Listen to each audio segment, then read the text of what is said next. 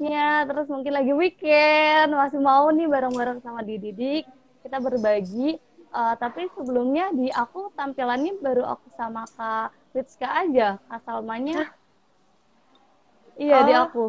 bentar ya. Kalau di Kak Wits gimana nih? Aku Tampilannya bisa lihat gimana? tadi aku bisa lihat semuanya kok. Aman. Mungkin berarti di aku aja kali ya. Boleh Bisa aku ulang jadi. ya, maaf. Nggak apa-apa, nggak apa-apa. Ah, oke deh.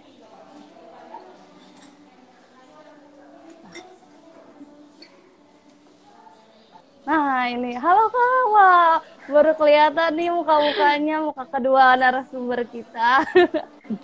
Nah, Halo. halo, salam Hai. kenal. Mungkin aku ulang ya. Sebelumnya, terima kasih banyak kepada Kak Salma dan juga Kak Witska.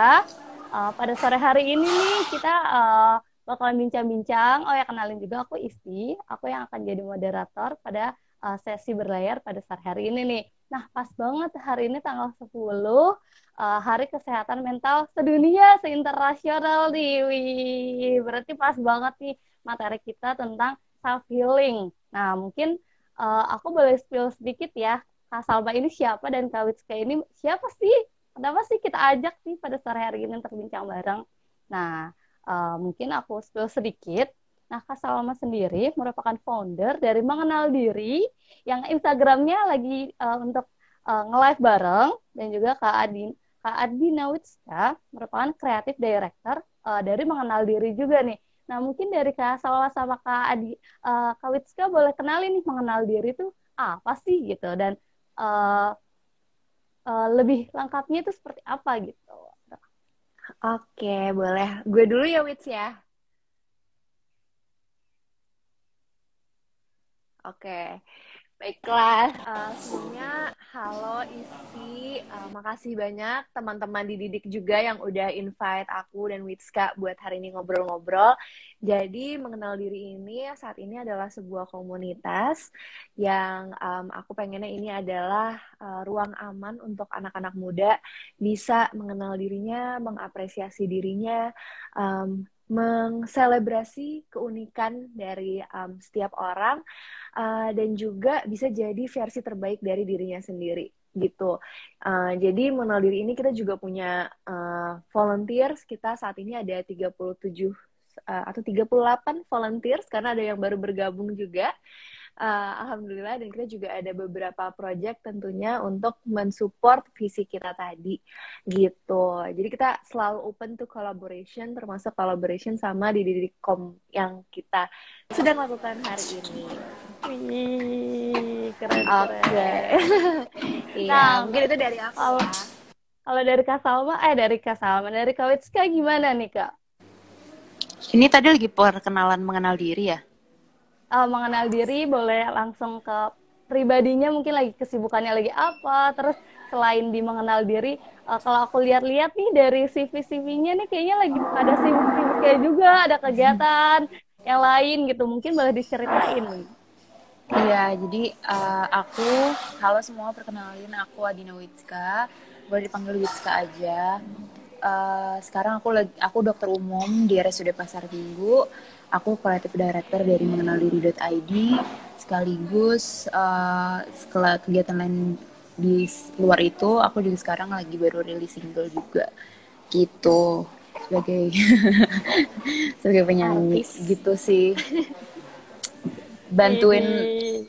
dengan mengangkat tema tetap being able to advocate mental health in general Wih, gitu. keren keren banget, keren banget. Thank Lancar you. terus Kawit untuk singlenya. Nah, mungkin Kak Salma tadi belum cerita nih, Kak Salma nih kesibukannya lagi apa dan kegiatan selain di mengenal diri tuh apa sih? Oke, kegiatan aku sih utamanya mengenal diri, enggak deh. Mengenal diri sebenarnya passion project, tapi saking passionate-nya jadi kayak rasanya energi aku mostly ke mengenal diri. Tapi selain itu aku juga dokter juga. Aku saat ini internship di sebuah fasilitas kesehatan primer di Ciracas, Jakarta Timur. Selain itu aku juga halo, ini masih Iya, kedengeran nggak halo. sih? Oh Iya, iya, oke. iya, Selain kedengaran. itu, aku juga bekerja sebagai asisten riset di divisi psikiatri adiksi FKW RSCM. Sebenarnya bareng sama Witska juga ya, tapi beda divisi aja. Gitu. Wih, wah berarti Iya. pas banget nih. Keduanya dari asisten research dari psikiater. Berarti emang ada bekalnya dan emang dokter juga nih. Jadi pas banget pada sore hari ini kita ngebahas tentang uh, self healing nih, tentang tema-tema tentang mental health. Nah, mungkin selanjutnya nih kita langsung ke pertanyaan ya Kak, mungkin Boleh. tanpa lanjut lagi. Nah, pertanyaan pertama untuk Kak Salma dulu deh nih. Nah, kalau menurut Kak Salma, self healing itu maksudnya apa sih Kak? Oke. Berarti kita back to the basics ya. Kita mau samain persepsi dulu self healing apa. Wits, kayak kamu agak berisik deh, Beb. Iya nggak sih? Apa dari aku ya? Iya, Oh dari ya, Kak Wits kayaknya. nanti Witska bantu tambahin ya, Beb ya. Oke, jadi kalau buat aku personally ya, ini definisi personal, jadi nanti bisa ditambahin of course sama Witska dan sama Isti juga. Self healing itu adalah proses menyembuhkan luka batin sih, gitu. Dan luka batin itu pasti semua orang pernah punya. Jadi luka batin tuh beda ya sama gangguan mental. Kalau gangguan mental kan sebuah diagnosis kan yang dibuat oleh dokter, dan tentunya itu pasti dalam tanda kutip lebih berat gitu ya, ada kriterianya gitu. Sedangkan sebenarnya luka batin itu lebih simple sih.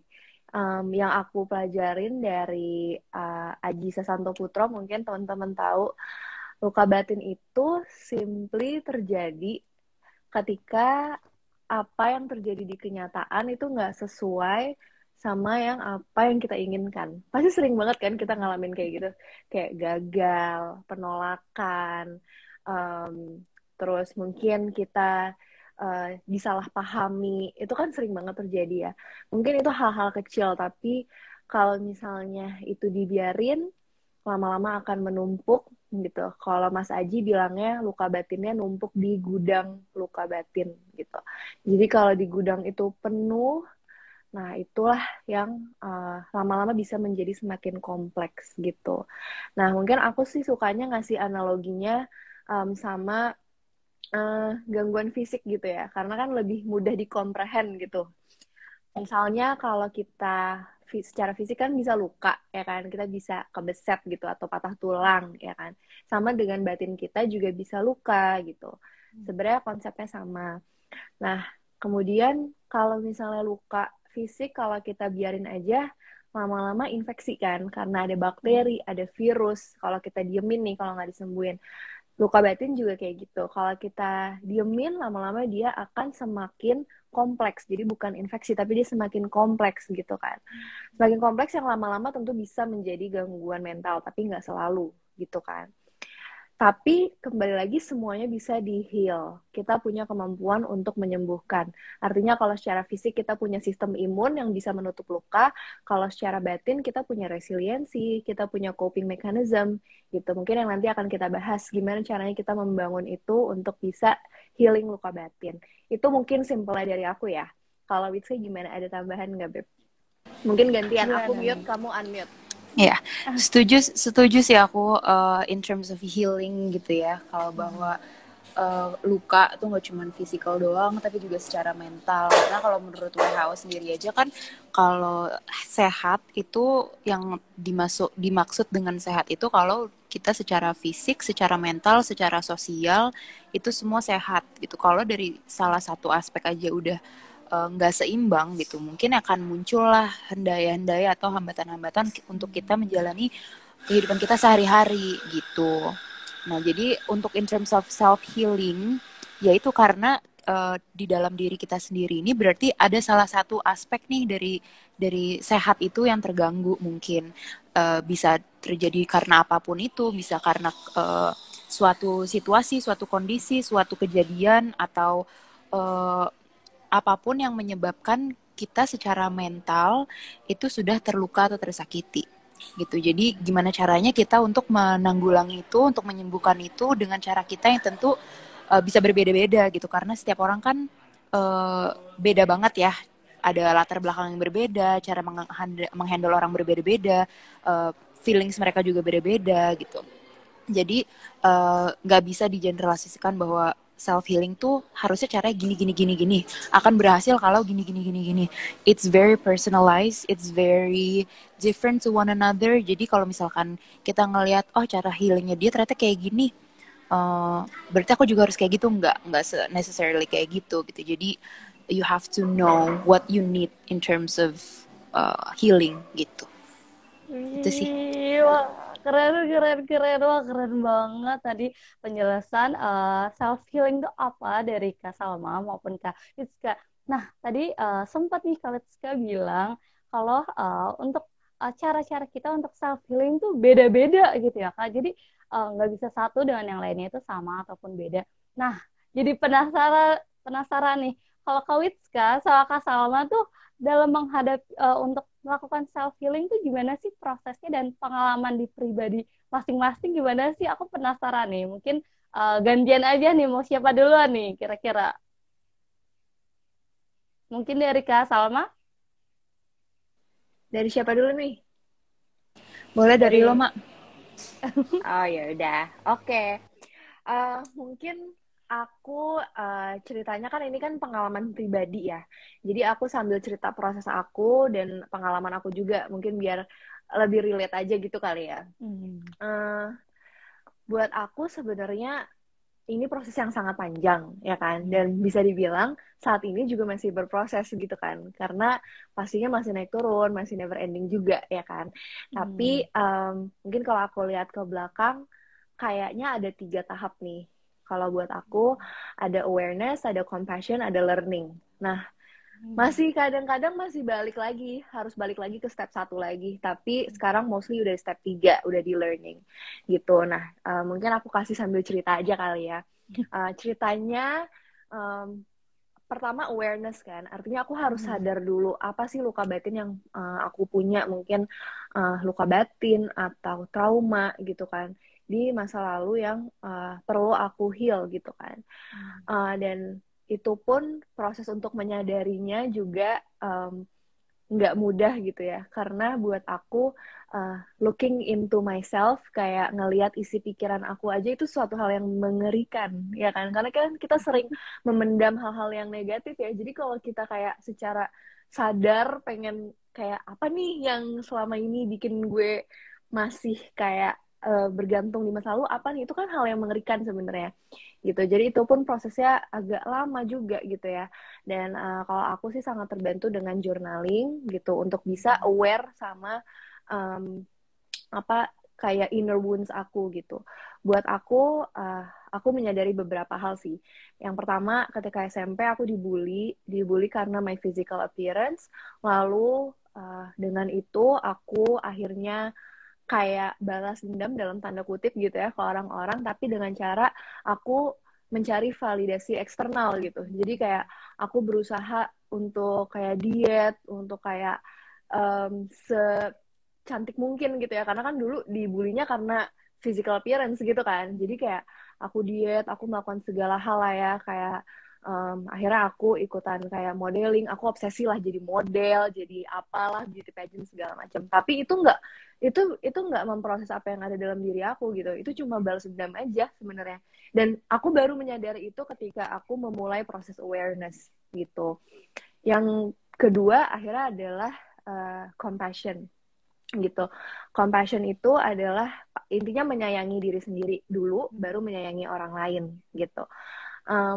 Di situ aku belajar kayak apa yang akan aku katakan ke diri aku di masa lalu yang masih dibully itu, atau diri aku ketika mencari validasi eksternal gitu ya. Kayak pelan-pelan sih latihannya, kayak bisa dengan meditasi, bisa dengan journaling tadi, bisa dengan pastinya tentunya self healing tuh nggak harus selalu sendiri ya. Jadi maksudnya bisa aja self kita merasa kita perlu support orang lain, itu juga bisa gitu. Yang dalam compassion itu tentunya nggak cuma compassion ke diri sendiri aja, tapi ada compassion ke orang lain juga gitu. Jadi di situ aku mulai memproses kayak semua orang yang terlibat dalam trauma aku, kayak apakah aku bisa, gimana caranya memaafkan mereka Gimana caranya aku bisa melepas dendam itu? Mungkin nanti kita bisa ngomongin itu, tapi kalau aku kayak ngomongin semuanya kan kepanjangan nih ya. Terakhir adalah learning gitu. Yang terakhir adalah learning. Jadi ya apa yang bisa aku pelajari dari pengalaman itu, and how can I move forward from it gitu. Itu simpelnya ya, kayak 3: awareness, compassion, sama learning. Tapi tentunya itu proses yang panjang juga, dan sekarang pun masih kayak maju mundur sih gitu. Itu dari aku ya mungkin. Silakan Iya. Witska. Ih, keren. Nah, selanjutnya nih ke Kawit, gimana nih kalau pengalamannya Kawit sendiri? Thank you Ama for sharing. Mungkin kalau Ama kayaknya approach-nya ke healing prosesnya lebih terstruktur dan tersistematis ya. Kayak ada apa tadi mah, awareness, terus sampai learning tuh ada tahap-tahapnya. Kalau aku tuh jujur kalau sekarang pun sebenarnya I think I'm still in the process. It's been a long journey juga, dan what I realized about healing tuh dia bukan suatu destinasi gitu menurut aku tuh. Itu tuh karena itu tuh nggak bisa dicapai terus kalau udah nyampe sana terus oh ya udah aku udah di sini udah nyampe gitu. Tapi itu tuh bakal terus-terusan akan apa ya, berputar kalau kita nggak tahu cara ngehandle-nya gimana. Karena healing juga it's not a linear process juga kan, everyone's been saying that, and I totally agree. Itu juga bisa berbeda-beda banget bentuknya di setiap orang. Kalau dari aku personally, I've been working on it for more than 10 years. In terms of mental health, I've been struggling juga udah dari kecil sebenarnya. Kayak setelah aku pikir-pikir ya, kayak zaman dulu tuh mungkin aku ngerasanya tuh itu normal aja, tapi ternyata pas aku udah gede dan aku udah mulai belajar, ternyata oh ini tuh sebenarnya nggak oke gitu. Contohnya kayak waktu aku dulu bikin album kan waktu SD gitu. The whole music industry is very different dulu tuh dibanding sekarang. Kayak you have to be a certain type of person in order to succeed. Kayak aku harus kurusin badan, aku harus ini, harus itu, harus have this certain image. Terus ditambah lagi waktu itu aku sempat dibully juga, dijauhin sama orang-orang. Terus apa ya, banyak interpersonal relationship yang bikin aku jadi nggak punya apa ya, self confidence sebenarnya intinya mah. Tapi jadinya sama kayak Ama, aku juga butuh validasi dari banyak orang, dan bahwa oh aku tahu nih dari zaman dulu I was never the pretty one. Kayak aku tuh bukan tipe yang kayak si Witska tuh si cewek yang cantik itu, nggak pernah gitu. Kayak jadi aku tuh merasa kayak kalau sekarang semua orang bilang Witska tuh multi talented banget sih, bisa semuanya, bisa ini, bisa itu, ikut semuanya. Itu bukan karena aku emang kayak gitu, ngerti gak sih? Kayak gara-gara dari kecil itu I was really insecure. I thought my looks and my personality wasn't enough, so I need to be able to do everything. Jadi aku punya nih sesuatu yang bisa dibanggakan. Sebenarnya tuh kayak gitu, tapi setelah aku jalanin juga, ya aku berterima kasih juga sih dengan aku mau belajar banyak hal. Aku juga itu ada manfaatnya. Cuman menurut aku di saat itu intentionsnya aku itu nggak benar gitu. It didn't come from self love. It didn't come from respecting myself gitu. Dan itu terus-terusan sampai bertahun-tahun, puluhan tahun, gue umur berapa sih? Ya 10 tahunan lama deh pokoknya dari zaman sekolah. Kayak I didn't really know what it felt like to genuinely feel I'm enough gitu, sampai akhir-akhir ini kayak paling baru setahun 2 tahunan aku benar-benar ngerasa kayak okay, I feel like I have a rhythm now untuk lebih nge-appreciate myself gitu. Karena dari semua yang terjadi itu jadilah semua tuh toxic environment muncul di hidup aku gitu. Nggak cuman tapi itu sebenarnya mainly karena aku sendiri yang toxic ke diri aku sendiri. Aku merasa aku nggak enough untuk mendapatkan sesuatu, jadi aku attracting other toxic stuff from me because I thought itu yang emang I deserve that gitu.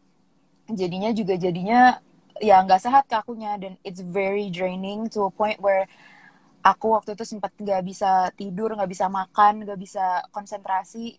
Selama 1 minggu aku turun kayak 5 kilo dalam seminggu, lebih parah daripada pasien kanker atau HIV gitu ya.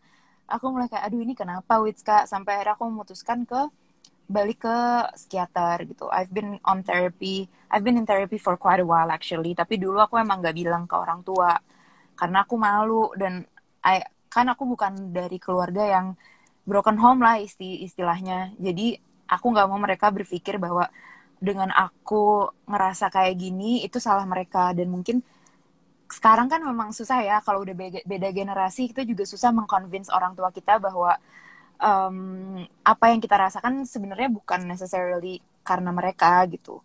Dan dunia juga beda banget, how the world works is very different. Mungkin dari dulu, kalau dulu mereka ngerasain kayak gini dengan cara mereka itu berhasil, belum tentu dengan cara itu aku bisa gitu. Mungkin aku butuh um, ahli profesional yang bisa bantuin aku gitu. Dan aku merasa dengan aku mau berobat dari aku SMA-an gitu, aku cukup bangga sih kalau aku lihat sekarang, karena it means I have apa ya, enough self awareness untuk tahu kapan aku butuh bantuan, kapan aku bisa nge-handle itu sendiri gitu. Dan kalau ditanya proses healingnya kayak apa, ya itu naik turun banget. Kayak at one point I thought itu kayak, oh udah nih, I feel like I'm healed gitu. Kayak aku udah bisa enjoy everything in my life without even have to try untuk kayak ayo Witska pasti bisa gitu. Nggak ada naik turunnya. Aku merasa kayak, oh kirain aku udah healed, besoknya aku kayak mental breakdown, nangis lagi sampai sampai sembah parah, sampai sakit kepala kayak gitu. Dan setelah aku pelajari lagi, ya itu normal gitu. Bukan berarti itu nggak, aku belum healed, tapi ya kalau misalkan aku ada rasa sakit yang datang, just treat it like a visitor. Kayak karena, dan harus dihandle dan harus ditangani, karena kalau enggak they're gonna be keep knocking on my door. Jadi aku harus kayak, ya udah, ayo masuk aja rasa sakitnya. Yuk kita ngobrol bentar, what is happening, kenapa kayak gini-gini, diajak ngobrol, habis itu udah, we are welcome to come in, but you're not allowed to stay, so please leave now gitu. Jadi ya kayak gitu sih aku nangkapnya. Gitu. Wah, ternyata proses healing dari Kak Salma maupun Kak Wiska itu memang berbeda, dan uh, cara menanganinya juga beda gitu ya Kak. Jadi emang setiap orang, walaupun masalahnya pasti berbeda juga, dan prosesnya juga pasti berbeda juga gitu ya Kak. Dari tadi Kak Salma, dari yang terobsesi jadi beauty pageant, terus juga Kawit yang takut uh, orang tuanya merasa salah atau gimana, itu emang beda-beda gitu ya Kak. Nah, selanjutnya nih, kalau misalnya kapan sih Kak kita merasa, wah kayaknya kita tuh emang butuh healing deh. Kira-kira ada tanda-tandanya gitu emang, atau seperti apa sih Kak? Mungkin boleh dari Kak Salma. Oke. Kalau buat aku sih sebenarnya kalian semua pasti tahu sih tandanya dalam diri kalian, nggak perlu aku kasih tahu, karena sama aja kayak biasanya ya orang tuh kalau ada luka batin atau ada luka mental gitu ya, biasanya tuh mereka denial aja gitu, kayak enggak kok, gue nggak apa-apa, gue nggak butuh kayak gue nggak butuh minta bantuan, nggak butuh ke psikolog, nggak butuh ke psikiater gitu, karena mungkin stigma ya kan, tabu, karena apa yang ada di society kita gitu, yang kita um, dapatkan dari kecil, emang dibilanginnya kayak gitu. Tapi sebenarnya deep down inside kalian kasih tahu kapan kalian sebenarnya butuh bantuan gitu. Sama kayak, mungkin Miska udah pernah denger gue ngomong kayak gini, cuman sama kayak kalau misalnya kalian luka fisik, kalian patah tulang, kalian nggak akan nunggu kayak kapan gue harus ke dokter, nggak akan nunggu sampai tulangnya busuk dulu, nggak akan kayak nunggu sampai dokternya yang ngetok pintu dulu kayak ayo ke dokter, nggak akan kayak gitu kan, nggak akan nunggu sampai pincang, sampai harus amputasi. Ya kenapa kalian harus nunggu sampai batin kalian hancur dulu, sampai kayak bener nggak bisa berfungsi, nggak bisa sekolah, nggak bisa kerja, sampai kayak gitu dulu baru mau minta bantuan. Jadi kayak menurut aku sebenarnya nggak perlu menunggu sampai titik tertentu untuk kayak memulai proses healing gitu sih.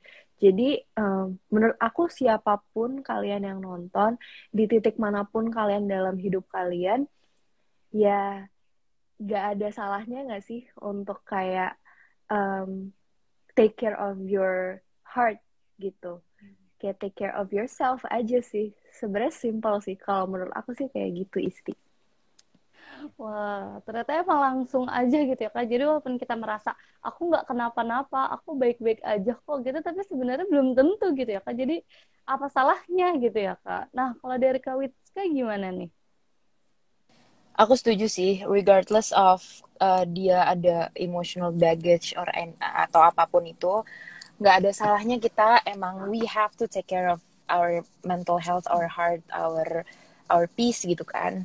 Cuman kalau ditanya kapan nih orang-orang ini udah bener-bener butuh banget untuk starting their own process, mungkin kalau mereka ya itu tadi yang udah sempat dibahas juga ya, kayak kalau misalkan itu udah mengganggu uh, kehidupan kita sehari-hari, misalkan dia jadi gampang marah-marah banget nih gitu, jadi projecting their pain onto others gitu, atau mungkin mereka jadi apa ya, jadinya depresi gitu atau sedih terus, mereka nggak bisa menghargai diri mereka sendiri, mereka jadi dengan trauma mereka atau dengan rasa luka batin mereka itu,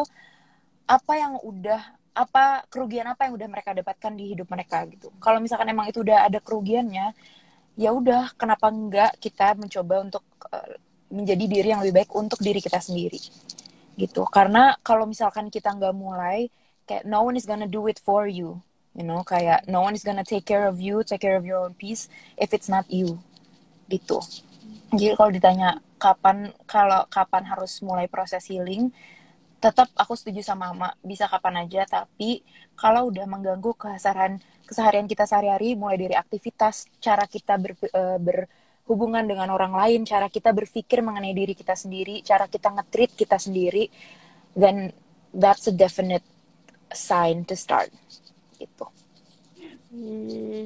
Wah, ternyata emang kita juga harus memulai, dan emang itu tuh kalau udah mengganggu dan benar-benar jadi sensitif dan mulai nggak enak, itu lebih baik langsung dimulai gitu ya Kak.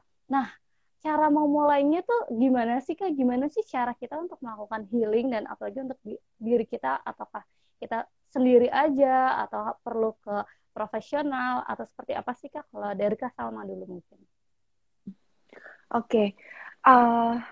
Mungkin aku mau menggarisbawahi sesuatu dulu ya sebelum cerita cara memulai. Kalau sebenarnya term self healing itu memang sekarang kayak mulai hits, kayak banyak yang ngomongin self healing gitu kan.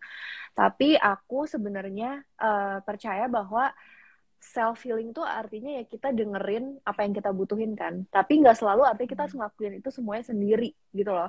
Kalau kita emang mendengarkan diri kita dan merasa oke, saat ini aku nggak bisa handle ini sendiri dan butuh bantuan orang lain, butuh support teman, butuh support keluarga, butuh support profesional, itu tetap self healing, karena maksudnya itu it still involves the self gitu, ngerti gak sih? Jadi kayak jangan sampai kayak gue cuma pengen self healing, kayak gue bisa ngelakuin ini sendiri, kayak maksudnya jangan sampai kayak gitu sih ya gitu. Terus kalau misalnya cara memulainya tentunya setiap orang kan pasti berbeda-beda ya, kayak tadi kita udah bilang. Kalau aku sendiri sih tetap pasti yang pertama adalah tahu dulu apa yang jadi luka batin kita, karena kita nggak bisa menyembuhkan apa yang tidak kita ketahui. You cannot heal the trauma that you don't feel, ya kan? Jadi sama kayak Witska tadi sih, kayak let it in dulu, mas, kayak biarkan itu tuh, embrace the feelings dulu, dan benar-benar di apa ya, diproses sih apa yang terjadi saat itu gitu. Karena seringkali kita tuh membangun asumsi atau narasi tentang hidup kita gitu. Misalnya kalau dari cerita aku sendiri, mungkin narasinya yang aku bangun adalah aku dibully sama satu sekolah tuh rasanya gitu. Kayak aku nggak punya teman sama sekali. Semua aspek kehidupan aku pas SMP itu kayaknya buruk banget, semuanya tuh kayak suffering banget. Itu narasi yang aku bentuk dalam kepala aku. Tapi ketika aku memulai shadow work, ketika aku mulai journaling, ketika aku mulai kayak ya udah ayo kita proses gitu. Ternyata aku menyadari enggak, yang ngebully gue tuh kayak cuma 10 anak paling. Terus kalau dipikir-pikir lagi, mereka masih anak kecil, masih anak SMP, apalah yang mereka tahu, ya kan? Kayak mereka cuma main-main gitu loh. Terus yang ketiga, aku masih punya keluarga yang sangat menyayangi aku saat itu. Kayak keluarga aku selalu support aku. Kalau aku pulang nangis, mereka selalu nanya, kamu kenapa? Sampai mama papa aku tuh hampir mau pindahin aku ke sekolah yang lain supaya aku tuh better gitu ya. Jadi kayak ketika aku proses lagi, oh ternyata banyak hal yang ini ya, banyak hal yang kayaknya tuh kehapus dari memori aku karena aku membangun narasi-narasi itu gitu. Jadi menurut aku simply step one itu ya kayak kita lurusin dulu deh cerita kita tuh kayak gimana. Itu aja udah healing banget sih buat gue gitu. Itu mungkin dari aku ya. Silakan Witska. Kalau kamu Kalau gimana nih? tadi pertanyaannya apa sih? Gimana sih cara mau mulai healing gitu kalau dari Kawit? Kalau aku sama sih. Mungkin untuk aware-nya itu mungkin cukup susah ya. Kalau dari aku, as simple as listening to my body, listening to my mind, listening to what my thoughts are, itu salah satu hal tergampang. Kayak misalkan, perasaan gue nggak enak nih. Kayak, oke, kenapa perasaan gue nggak enak gitu? Terus misalkan karena tadi ada orang yang ngomongin jelek tentang gue gitu. Kenapa orang itu bisa ngomongin jelek tentang gue gitu? Ditanya lagi. Oh mungkin karena gue melakukan ini. Apakah itu suatu hal yang bisa gue kontrol atau enggak? Ternyata yang gue lakukan itu ternyata tidak salah kok. Mungkin emang ya udah nggak semua orang bisa suka sama semua orang gitu kan. Kayak aku pun nggak akan bisa suka sama semua orang di dunia ini. So aku nggak bisa expect semua orang akan harus suka sama aku gitu. Dan as long as what I'm doing is a good thing, aku nggak ada niat buruk sama orang, nggak apa-apa. Silahkan orang beropini apapun. Yang penting what I think about myself is what's the more important gitu. Pertama itu listening to what my body, what my thoughts. Kalau aku udah mulai ngerasa kayak kok gue ngejelek-jelekin diri gue terus ya, kayak perasaan gue nggak enak karena anjir Wits, lo tuh gini banget sih, badan lo tuh kurang ini atau enggak kayak lo tuh nggak secantik orang itu, tuh nggak setalenta orang itu, kayak oke. Lebih ke I'm observing my thoughts rather than to act on it. Kan, aku merasakan seperti ini. Gitu. Berarti udah mulai ada yang salah nih dengan cara berpikir aku. Oke, kita runut lagi dari ke belakang. Apa yang terjadi? Kenapa aku bisa sampai merasakan seperti ini? Gitu. Apa yang bisa aku lakukan lagi untuk ngerubah perspektif itu dari situ. Terus listening to what my body says. Misalkan, kok gue lemes banget ya? Atau kayak, kenapa jantung aku deg-degan terus, atau nafasku kok hari ini berat, kenapa ya? Mulai aku runutin tuh. Aku coba journaling kayak what are my feelings are, kayak kenapa, tuangin aja semua. Karena kalau buat aku ya journaling itu sometimes it's hard to say what we feel, tapi kalau kita udah nulisin itu kayak ya udah keluar aja sendiri gitu. And it helps me think, and it helps me visualize what is happening gitu. Kalau misalkan aku ya untuk journaling. Jadi lebih ke situ, listening to what my body says. Karena kalau badan kita udah ngerasa nggak enak, that's what our body is trying to say to us gitu. Apa yang terjadi gitu. Untuk menurut aku awalnya sih itu dulu ya. Baru dari situ kayak kita mulai lagi nih nanya. Untuk tahu starting point kita untuk our healing process, kita harus tanya dengan insecurity kita, dengan trauma-trauma baggage kita, hal apa yang udah dirugikan gitu di dalam diri kita. What has our insecurities or our emotional baggage has cost us? Misalkan, ternyata gue jadi marah-marah mulu sama orang, jadi interpersonal relationship gue sama orang gak bagus. Terus kayak, I've missed a lot of opportunities because I wasn't I wasn't believing in myself enough gitu. Itu berarti udah merugikan kita gitu kan. Dan itu dengan kita tahu hal-hal apa saja yang sudah dirugikan, kita jadi tahu starting point kita tuh harusnya gimana nih sekarang. Gue gampang marah sama orang. Oke, gimana caranya kita untuk lebih bersabar, lebih belajar untuk mengontrol emosi kita dan bukan emosi yang mengontrol kita. Gitu. Jadi kalau kita udah bisa ngejabarin itu, pelan-pelan aja. Emang mungkin itu listnya bisa panjang banget. Tapi ya nggak apa-apa, kan satu-satu. And like what I said, itu adalah sebuah proses. Aku pun sekarang udah 10 tahun juga masih it's still in the process gitu. Emang harus bersabar karena eh apa ya, emang itu bukan suatu hal yang mudah gitu, dan itu bukanlah suatu destinasi yang bisa dicapai. So we have to work on us every day in order for us to be able to live our life to the fullest. Gitu sih. Wow, berarti emang untuk cara gimana sih caranya itu juga dilihat dari diri kita sendiri. Kalau Kak Salma benerin nih, lurusin dulu apa sih yang udah kita bangun sebelum-sebelumnya. Dan kalau dari Kak Witska, ini tuh kita harus dilihat dulu nih, dengerin kata diri kita sendiri nih, apa sih yang lagi kita rasain. Jadi itu emang kalau untuk healing sendiri emang harus tahu dulu nih masalahnya dan apa yang lagi kita rasain. Mungkin itu ya Kak. Nah, selanjutnya nih, kalau untuk hambatan pasti dalam proses healing ataupun penyembuhan gitu pasti kan banyak hambatan nih yang mungkin kita udah mau proses udah ini tapi down lagi, balik lagi, terus kayak aduh kayaknya salah deh, kayaknya bukan kayak gini deh. Nah, kalau dari Kak Salma maupun Kak Witska, hambatan-hambatannya itu seperti apa sih dan solusinya tuh gimana sih Kak? Oke. Uh, Kalau aku sebelumnya pengen menanggepin dulu sih yang Witska tadi bilang, kayak sebenarnya gue setuju banget sih, kayak mungkin apa yang aku omongin juga sama kayak Witska, dan mungkin Witska juga melakukan apa yang aku lakukan, aku juga melakukan apa yang Witska lakukan gitu kali ya.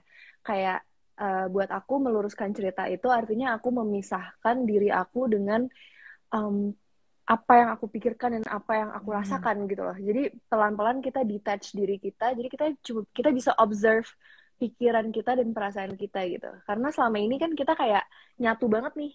Ini gue, ini pikiran dan perasaan gue. Kalau gue lagi marah, ya artinya gue marah gitu. Kalau gue lagi capek, artinya gue capek gitu. Tapi kalau Rizka bilang tadi, kita bisa pelan-pelan kayak detach gitu. Jadi kayak kita bisa nge-observe, oh saat ini gue lagi capek. Terus nanti bisa ditanya lagi, kenapa gue capek gitu. Jadi kayak, apa ya, aku setuju banget sih sama Wizkater, dan itu sebuah proses yang perlu banyak latihan juga sih emang gitu. Kayak gimana cara kita bisa nggak reaktif sama emosi kita gitu kan. Gimana cara kita nggak mempercayai semua yang kita bicarakan dalam diri kita gitu kan. Ya, terus tadi kalau untuk hambatan ya, kalau yang tadi Isti bilang kayak nanti ada hari-hari di mana aduh kok gue kayak gini lagi, kok gue salah deh prosesnya gitu kan.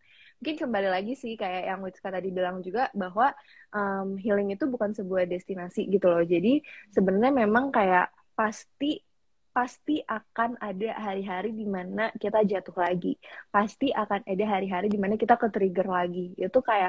Itu memang udah part of the process. Jadi mungkin pertama-tama menyadari itu dulu. Jadi kalau kalian, kok gue kayaknya udah melakukan semua healing yang kayaknya pengen gue lakukan, yang harus gue lakukan, tapi kok sekarang kayak gini lagi.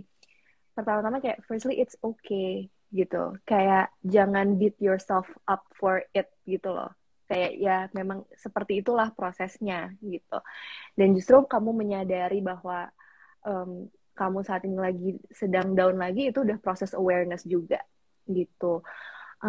Terus yang kedua mungkin hambatannya terutama bisa jadi dari diri sendiri ya. Mungkin bisa jadi kita masih punya limiting mindset yang masih kita bawa dari dulu gitu ya. Kayak misalnya ketika aku dulu dibully gitu kan, terus aku merasa I'm not good enough, I'm not deserving of love gitu. Itu kan sebuah mindset ya, sebuah mindset yang mungkin aku nggak sadar gitu kan.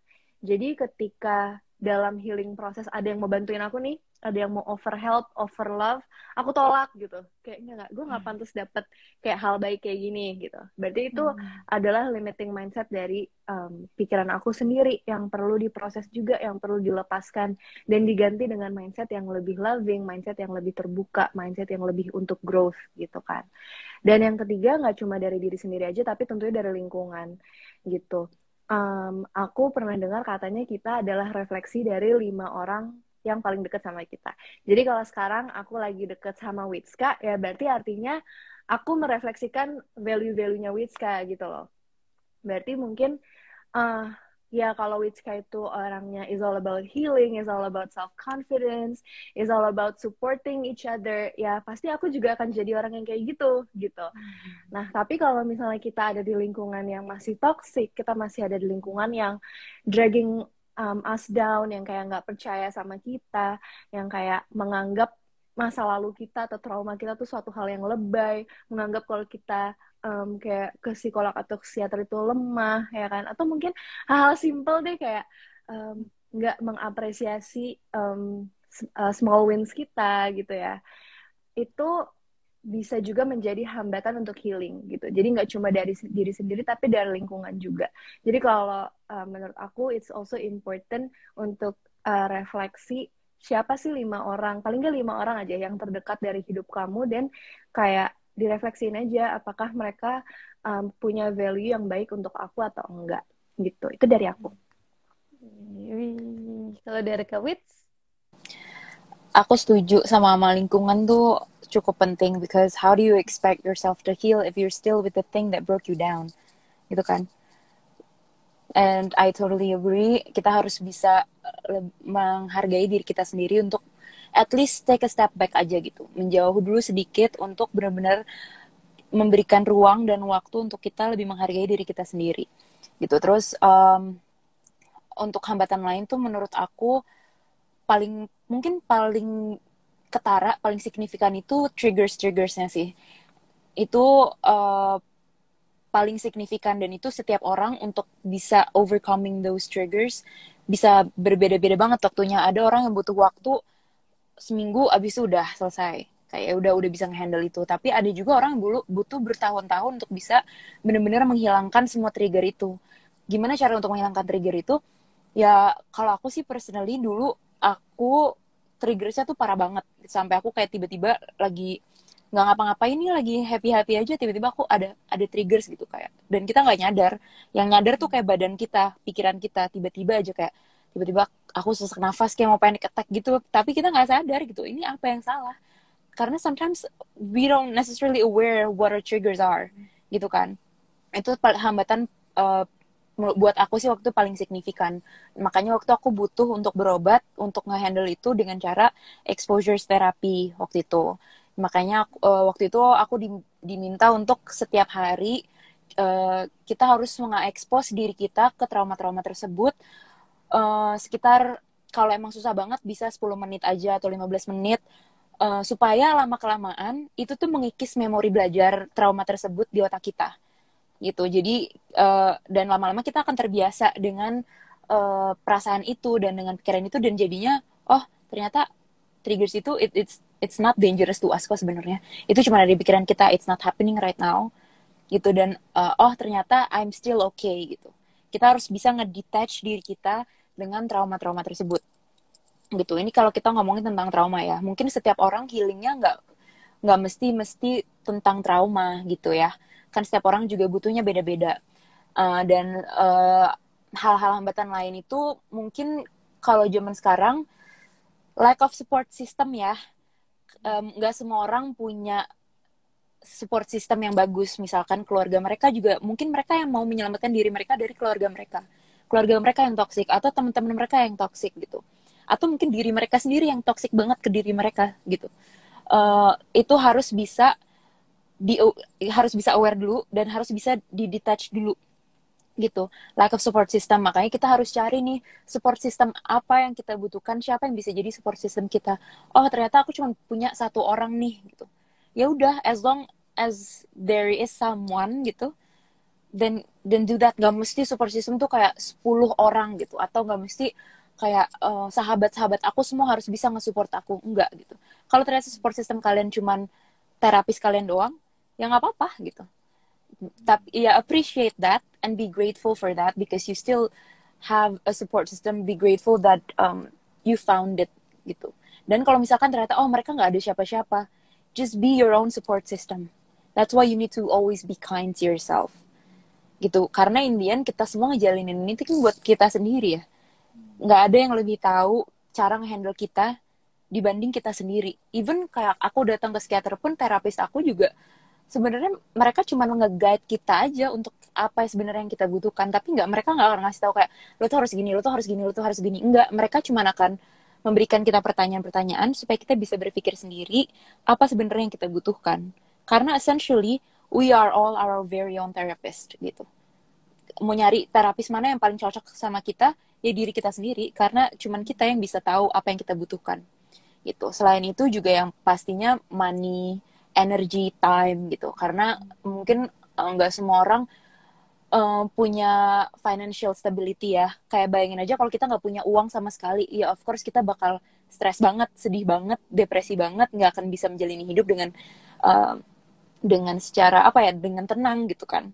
Nggak bisa berobat secara bebas. Terus kalau kita nggak bisa manage energi kita nggak bisa manage waktu kita, ya of course itu bakal terus-terusan menjadi hambatan untuk kita bisa self heal gitu. Wow, itu dia aku setuju banget sama pernyataan dari Kak Wits.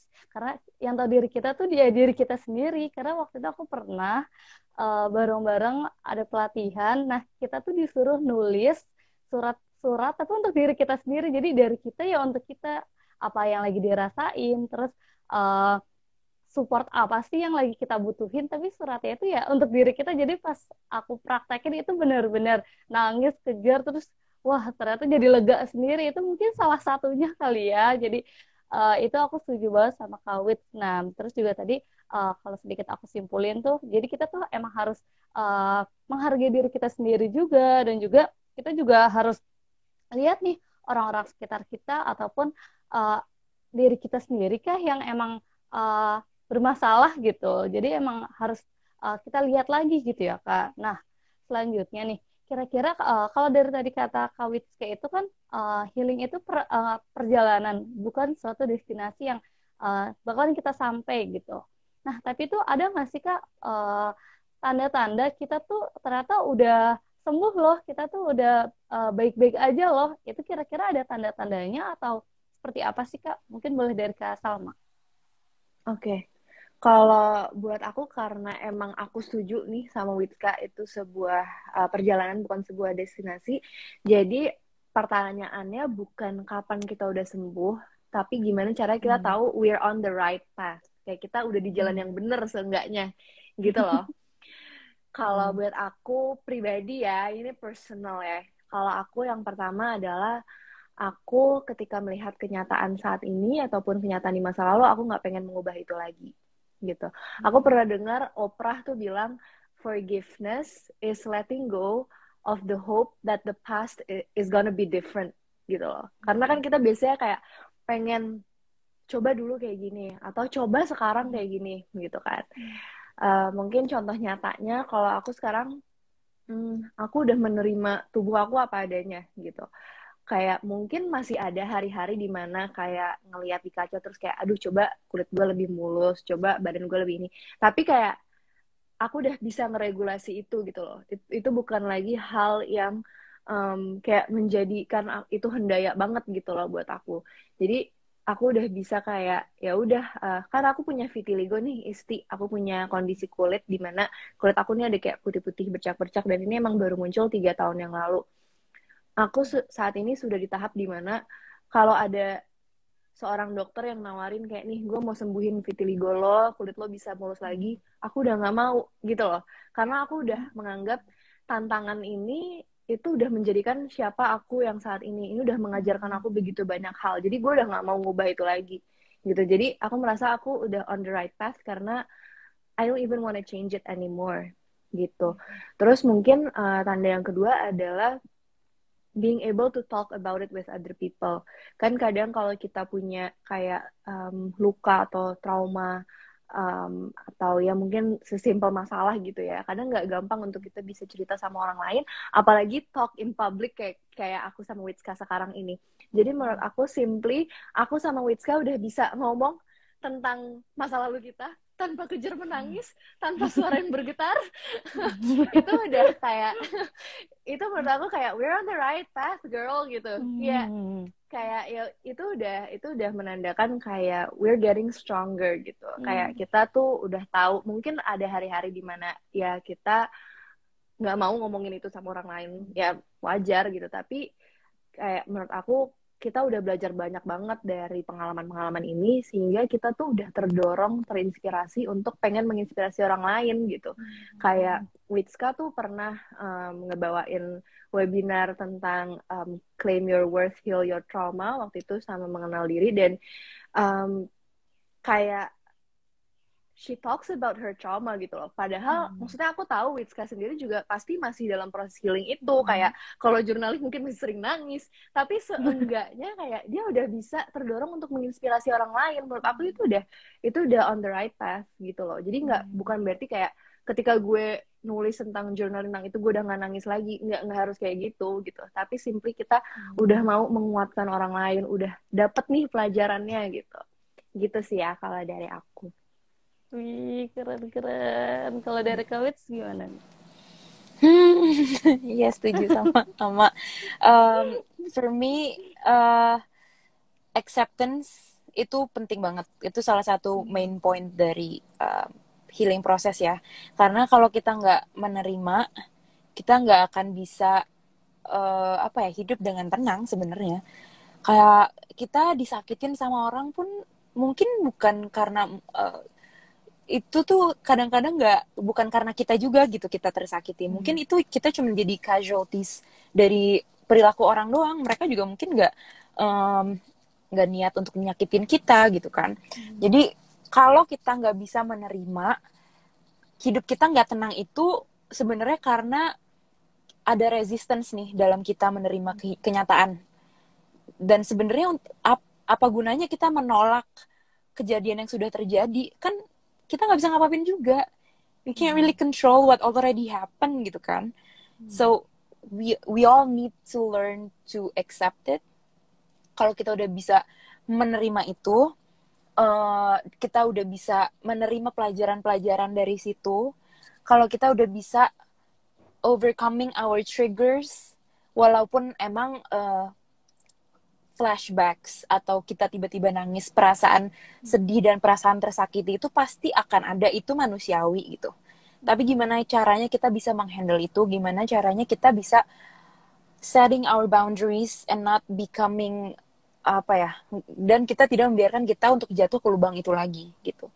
Kita pasti akan terus-terusan bisa aja ngerasain itu, tapi kalau kita sudah bisa menerima, kita sudah bisa belajar dari itu, dan yang tadi kata Amal, kita udah bisa ngomong nih, kayak aku secara santai gitu ngomong ini tentang trauma-trauma aku, itu artinya aku udah cukup menerima gitu, udah menerima aja, kayak ya udah ikhlas aja. Malahan akunya sekarang aku bersyukur, aku nggak mau trauma itu nggak terjadi ke aku. Karena kalau trauma itu nggak terjadi, I wouldn't be where I am right now. I wouldn't be this knowledgeable in the matter gitu. Aku nggak akan bisa nge-handle diri aku sebaik ini. Aku nggak akan bisa mengerti dunia tuh bisa sehancur itu ya.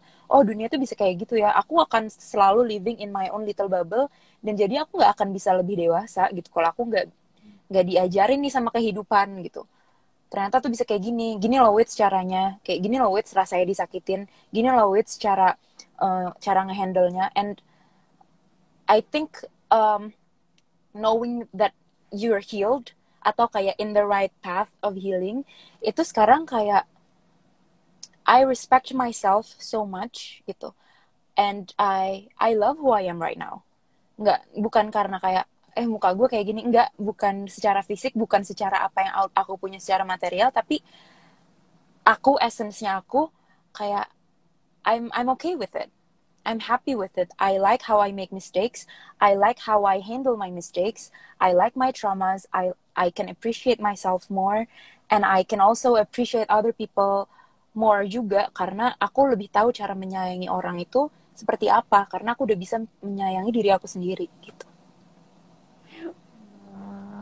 Wah, keren banget dari Kak Salma. Dan kita tuh bener banget Kak, kalau misalnya kita belum menerima, biasanya tuh ditanya aja tuh suara bergetar, terus muka berkaca-kaca dan mau nangis. Itu tuh emang uh, sering banget aku rasain kalau misalnya ditanya ataupun apa. Nah, terus juga yang dari Kak Wits, kayak kita tuh emang harus menerima, dan gimana sih cara menerimanya.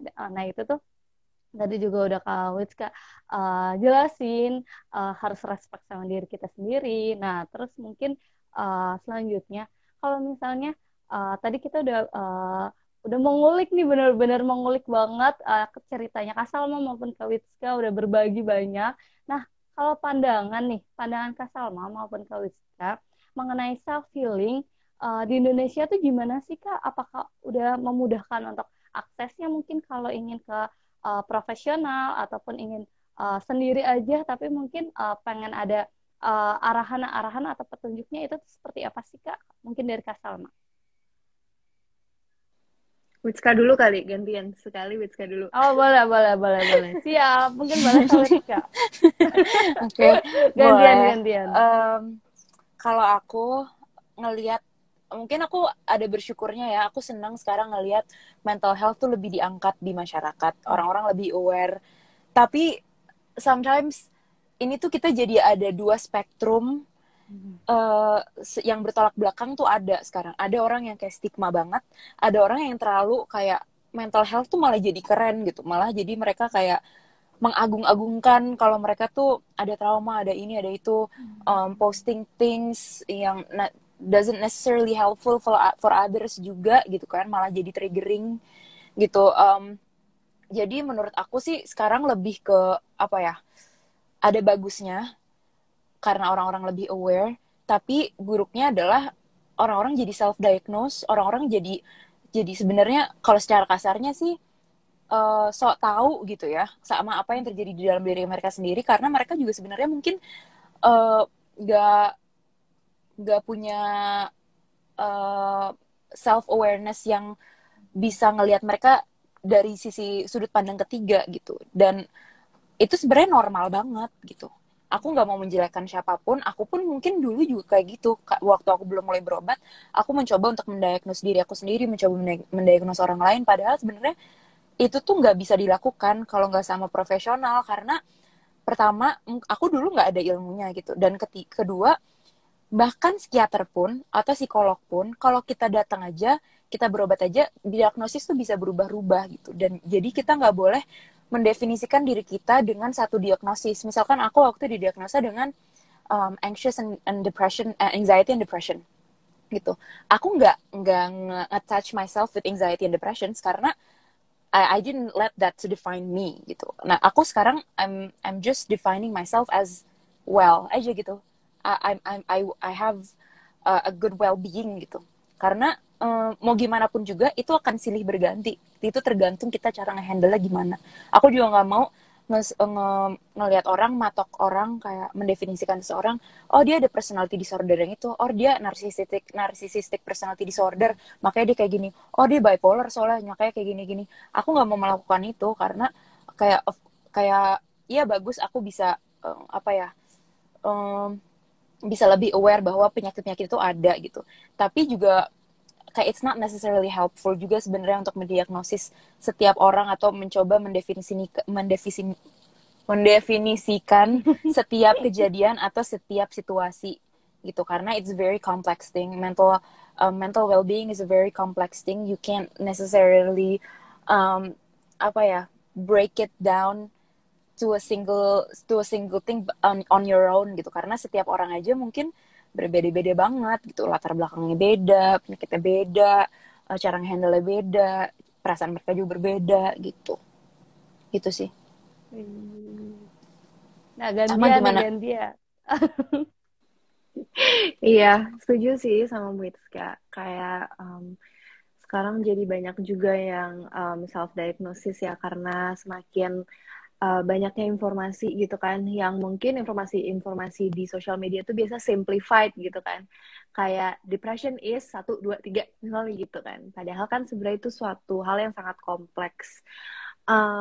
Mungkin sama aja, kembali lagi kalau kita analogikan dengan penyakit fisik, kalau misalnya kita punya keluhan misalnya sakit kepala sama sulit menelan, kalau kita Google keluarnya bisa jadi kita kanker ya kan, tapi kalau kita ke dokter enggak, kayak bukan itu penyakit lo gitu kan. Nah, sama dengan penyakit mental juga seperti itu sih menurut aku, kayak kita mungkin ngerasa sedih, kita ngerasa cemas, kalau kita Google ya pasti yang keluar depresi, gangguan cemas gitu ya. Tapi kalau misalnya nanti diperiksa sama psikiater sama psikolog, mungkin akan muncul diagnosis yang lebih objektif gitu ya.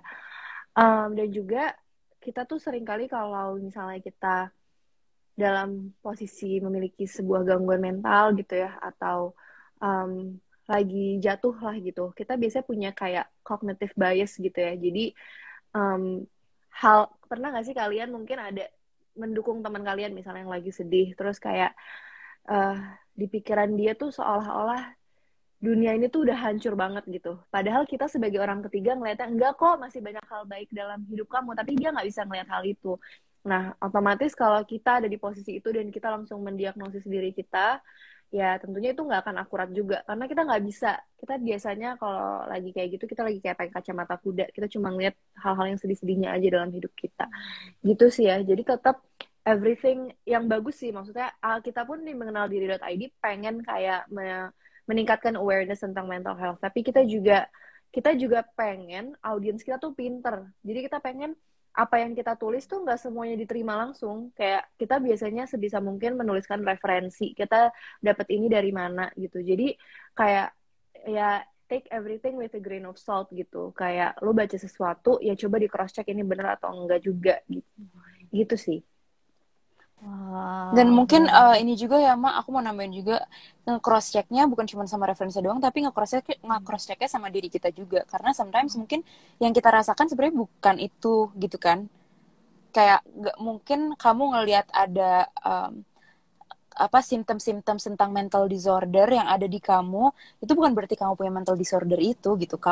Kita merasakan sesuatu itu normal, manusiawi banget, mempunyai perasaan sedih, mempunyai perasaan tersakiti, itu tuh normal banget. Kita merasa happy banget, itu bukan berarti kita manik juga gitu. Itu tuh normal. Jadi kita harus bisa lebih pintar, ya benar banget. Kita harus lebih pintar mengakses situasi kita. Kita harus lebih pintar untuk check in with ourselves gitu sih. Jadi apapun yang kamu baca segala macam, ya take it with a grain of salt and also cross check with yourself. Wah, keren banget, keren bener banget, setuju sama Kak Witska dan juga Kak Salma. Nah, pas dicek-cek nih Kak, ternyata waktu kita tuh udah habis sih sebenarnya, tapi mungkin aku masih ada beberapa pertanyaan. Cepet banget, padahal ini kayak seru banget, aku belum nanya yang dari pribadi, karena ini ngobrol bareng Kak Wit sama Kak Salma tuh berasa jadi, oh iya ya ternyata kayak gini ya, terus caranya seperti ini, jadi nambah banget ilmu baru buat diri aku sendiri.